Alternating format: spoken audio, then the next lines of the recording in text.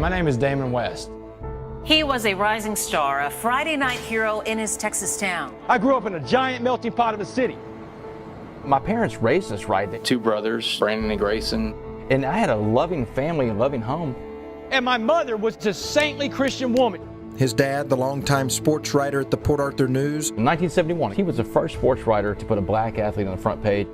My dad and Jimmy Johnson being best friends. I would go to a lot of the games and hold his headphone cord on the sideline. That's Damon celebrating. He was the golden child, a 3-year starter at Thomas Jefferson High School. He had it all. The media was there when he signed his football scholarship to North Texas. Damon West throws to Coleman, caught it behind the line at about the 38, and that will be it. That's the last play I ever played in college, y'all. My shoulder had a 3rd-degree separation. I never played college football again. When football was gone, and I filled my life up with cocaine, ecstasy, pills. I went on to work in Congress. I worked for a guy running for president of the United States. I worked for one of the biggest Wall Street banks in the world to train to be a stockbroker. It was there at that job that I was first introduced to the drug that would almost take my life. I smoked that drug one time. I'm up for 4 days, instantly hooked. I went from working on Wall Street to living on the streets of Dallas, man, sleeping on park benches, sleeping in alleyways. To support his habit, Damon and his addict buddies started breaking into so many homes, police dubbed them the Uptown Burglars.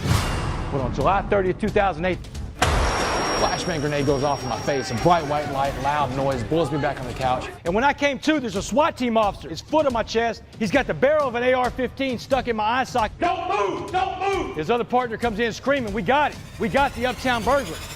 Bang, bang, bang. Damon Joseph West, you are hereby sentenced to 65 years in prison. Inmate West, number 158-5689. I'll never forget that number, y'all.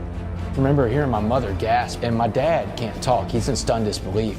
So my mom did all the talking. She said, no gangs and no tattoos. She said, you come back as the man we raised, or don't you come back at all.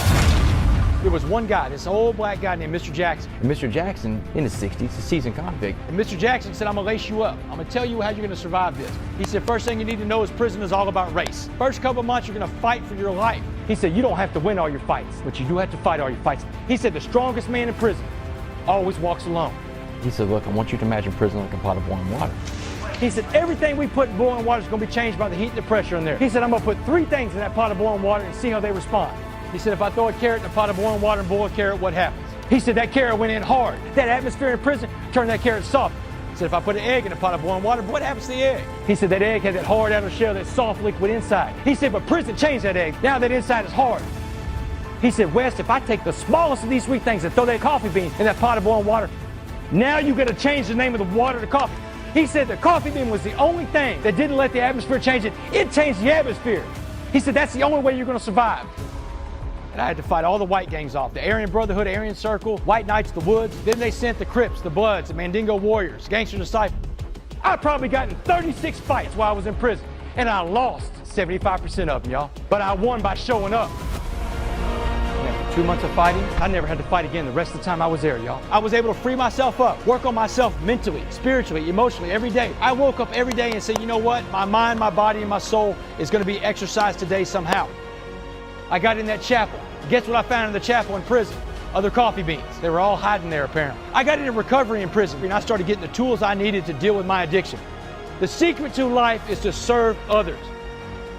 On November 16, 2015, parole lets me out, unheard of on a life sentence. I was going home, y'all. 7 years, 3 months, I walk out of prison. My parents are waiting out there in the parking lot. We go out there and we hug and we're crying, and I stop it short. I said, y'all, let's get in the car, let's go before they change their minds. I got with a couple of guys back home, the assistant chief in the DA's office.